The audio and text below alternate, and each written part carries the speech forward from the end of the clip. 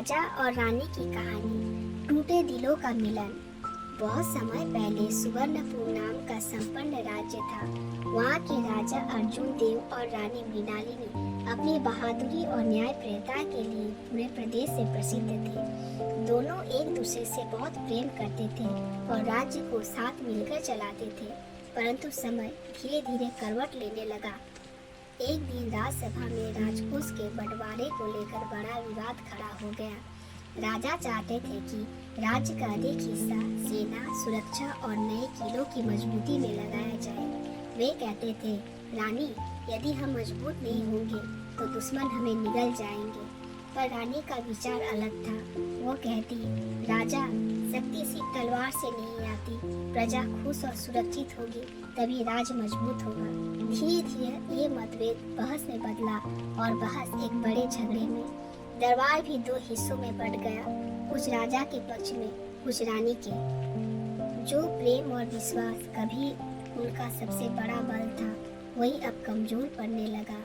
महल के गलियारे जो कभी हंसी से गूंजते थे, अब सन्नाटे से भर गए। राजा और रानी अब अलग अलग कक्षों में रहने लगे। रानी को लगता था कि राजा उसे समझ नहीं रहे हैं। राजा को लगता था कि रानी उसकी जिम्मेदारियों का महत्व नहीं समझती।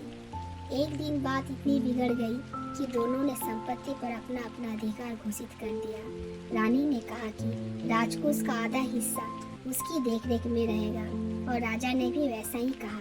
यह सुनकर पूरे राज्य में हलचल मच गई। अब यह मामला केवल मतभेद नहीं रहा था, यह प्रतिष्ठा की लड़ाई बन चुका था। राज्य की सेना दो हिस्सों में बांट गई। राजा की सेना किले के पश्चिम भाग में डेरा डालकर खड़ी हो गई और रानी की सेना पूर्व भाग में। दोनों ओर से तैयारियां होने लगी। योद्धा भयभीत थे क्योंकि पहली बार उन्हें अपने ही राजा रानी के बीच लड़ना था। सुबह होते ही दोनों सेनाएं युद्ध भूमि में आमने सामने खड़ी हो गई। हवा में तनाव था।